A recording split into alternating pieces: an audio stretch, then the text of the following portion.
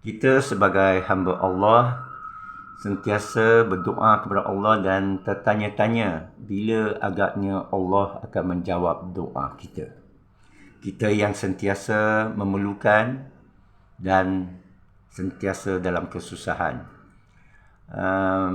Saya nak berikan sedikit kongsian pengalaman sendiri, iaitu saya dapati Allah bisa membantu saya balik dengan cara yang tidak diduga, dan sebaik saja saya melakukan satu kebaikan atau bantuan kepada seorang hamba Allah yang lain yang tak ada kena-mengena, ya.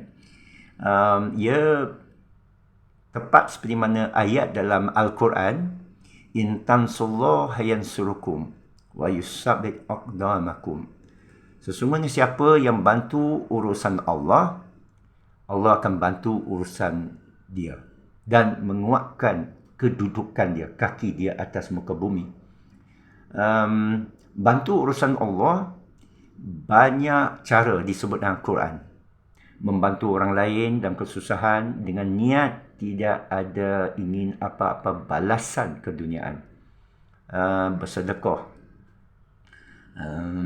mencari satu benda yang benar dan menyokong, memperjuangkan dia, ya. Tetapi saya rasa dia berkait dengan hamba-hamba Allah yang lain, yang Allah sengaja datangkan sekeliling kita. Ada yang minta pertolongan, ada yang betul dalam kesusahan. Wallahualam, kita tak tahu. Tetapi sebaik kita bantu dia, pertolongan Allah datang kepada kita, ya. Dan saya nak berikan sedikit prasyarat lah apa yang kita boleh lakukan, ya. Pertama, kita perlu kenal Allah. Kerana sifat-sifatnya dan tindakannya macam dalam ayat tadi yang saya sebut, kalau kita tak tahu, kita akan rasa hampa, kita akan rasa duka cita. Bila agaknya Allah nak tolong saya ni? Saya dah doa banyak, saya dah susah lah. Orang aniaya saya, orang zalimi saya, dia makin senang, saya pula makin susah, saya kena tipu. Bukan salah saya, ya, dia menipu, dia menunggang. Jadi kita perlu kenal Allah dan kita perlu berdoa. Saya teringat semasa saya umur baru 18 tahun, saya di Masjid Semabuk, Melaka. Saya ingin mengenal Islam. Saya rasa tertarik kepada Islam. Bila tahu tentang kebenaran Islam, pendustaan gospel dalam Bible lah, agama saya lepas, saya berada di tangga pintu masuk Masjid Semabuk. Selepas solat Isyak lah, mereka solat, mereka suruh saya duduk, layan saya dengan minuman. Imam Yusof, ada Allah yarham arwah Imam Yusof, semoga Allah mencuri rahmat roh atas yang tua masa itu, dia beritahu saya, nanti awak balik malam, tengah malam bangun, doa kepada Tuhan kamu, tak kira Tuhan kamu siapa, minta tunjuklah saya kebenaran. Saya masih ingat lagi. Jadi bermakna kita minta dengan Allah, termasuk kalau kita tak kenal Allah, kita minta kepada Allah untuk kita mengenal dia. Ya Tuhanku, tunjuklah ilmumu, ya. Berilah saya peluang mengenalmu, mengenal engkau yang sebenarnya. Dan cara itu selalu melibatkan kita jangan terikut apa yang kita kenal selama ini daripada orang tua, orang lain, pendeta, upahan yang saya kata, kerana mereka tak dapat bantu kamu, sehingga kamu dalam keadaan sentiasa meminta, sentiasa keliru, sentiasa kelang kabut, sentiasa gusar, ya. Mesti ada sesuatu yang salah pada kita. Kerana Allah pada sifatnya sempurna, maha mengetahui dan jauh, subhana, jauh daripada segala sangkaan buruk kita. Jadi ada kalanya kita rasa Tuhan ni dengar tak cakap saya. Allah Sami'ul Alim, Allah maha mendengar, maha mengetahui. Jadi bila kita kenal tu, kita tak akan ada kesangsian. Jadi dia bermula dengan doa mengenal Allah, meminta dia, kerana Allah yang yahdi man tasya, memberi petunjuk kepada siapa yang dia pilih, dikehendaki. Dan ilmu yang dia berikan, illa bima syaa, melainkan yang kehendak dia. Man dzalladzi yashfa'u indahu illa biizni. Segala syafaat yang kita dapat, tak ada siapa yang boleh bagi syafaat. Nabi pun tak boleh. Ini jadi kontroversi ya. Tapi kalau orang kaji, benar-benar hati terbuka, sanggup buang seumur khurafat, tahayul, ya, benda-benda yang lain, kembali kepada Al-Quran, kembali kepada Rasul, iaitu Al-Quran juga. Jibril AS, Muhammad SAW adalah Al-Quran yang berjalan. Tapi sedihnya ramai menghafal, saya dapati, dan saya tanya, saya test, tidak tahu, walaupun Al-Fatihah, ayat Malik Yaumiddin, iyyaka na'budu wa iyyaka nasta'in, ihdinas siratal mustaqim, sampai akhir ayat sudah menjadi petunjuk dari segi maksudnya. Kerana petunjuk ni tercetus daripada ayat tu sendiri. Ayat tu sendiri boleh pancar keluar maknanya. Kalau kita perhati maksud dia. Itu yang Allah ni mudah. Kita sangka Allah ni jauh. Ini lagi satu.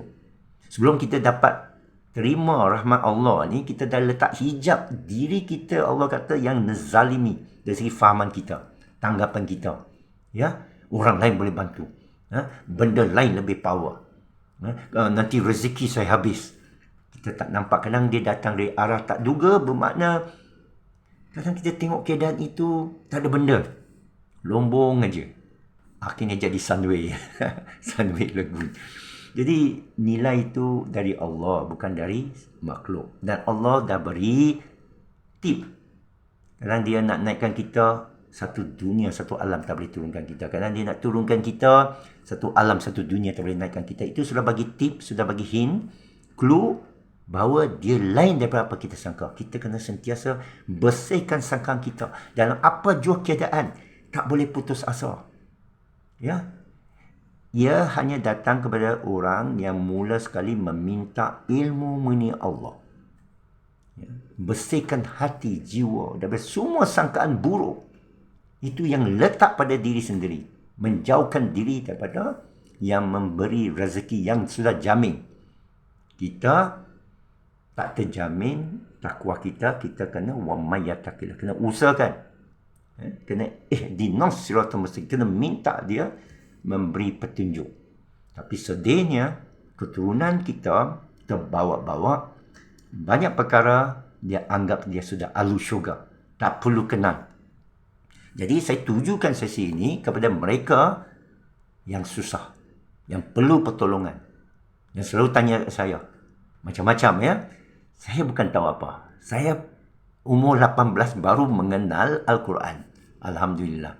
Dan saya sentiasa berusaha untuk berkongsi dan mendengar kisah saudara, tuan-puan, adik kakak untuk jadi pengajaran. Kerana kita melalui jalan hidup yang lama, pengalaman kita mengajar kita macam-macam hikmah. Ya. Kerana perjalanan kita tak terhenti selagi belum sampai akhir. Kita belum sampai mati, tak boleh tulis buku kisah kita. Biar orang lain tulis. Kerana kita tak tahu kita husnul khatimah ke tidak. Allah sudah terangkan bahawa ini semua nasib kita, tak ada siapa yang tahu. Nabi pun, Muhammad SAW, tidak tahu apa akan berlaku pada dia esok. Surah Al-Aqaf ayat 9, kalau tak silap saya. Ya. Okay. Dari itu, mulai sekarang, cuba kita tadabbur Al-Quran. Sesiapa yang melaksanakan hukum Allah, urusan Allah, iaitu tadabbur Quran, ini satu perintah Allah. Tafsir tidak. Menghafal bukan perintah Allah. Kita pergi hafal merata. Ya. Tadabbur adalah perintah Allah. Lepas tu kita melaksanakan innal ladzina amanu wa amilus solihat. Itu takrif orang beriman. Mengamalkan cara soleh, iaitu ikut apa yang Allah dah letak dalam Al-Quran. Surat cintanya kepada kita, kekasihnya. Sekian. Semoga Allah memberikan apa yang saudara cari. Assalamualaikum warahmatullahi wabarakatuh.